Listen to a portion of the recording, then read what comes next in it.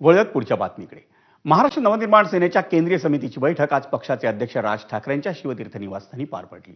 या बैठकीत राज ठाकरेंनी 1 नोव्हेंबरच्या मोर्चाविषयी मार्गदर्शन केलं. 1 नोव्हेंबरला आयोजित मोर्चात सर्वसामान्य मतदारांचा रोष दिसू द्या असा आदेश मनसे अध्यक्ष राज ठाकरे यांनी आपल्या पदाधिकाऱ्यांना दिला.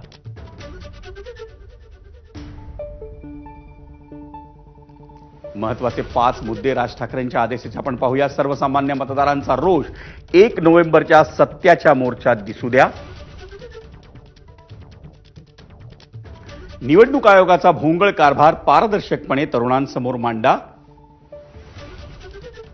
निवडणूक आयोगाच्या चुकीच्या कार्यप्रणाली प्रेझेंटेशनद्वारे जास्तीत जास्त लोकांपर्यंत पोहोचवा.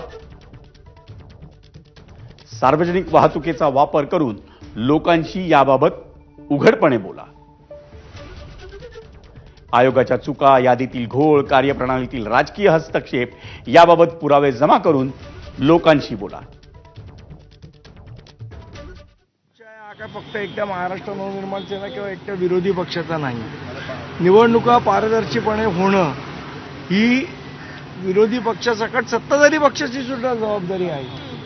मला असं वाटतं जर आम्ही एवढे पुरावे निवडणूक आयोगाला देतोय त्यानंतर मला असं वाटतं सगळ्यांनी मिळून हा मोर्चा काढला पाहिजे.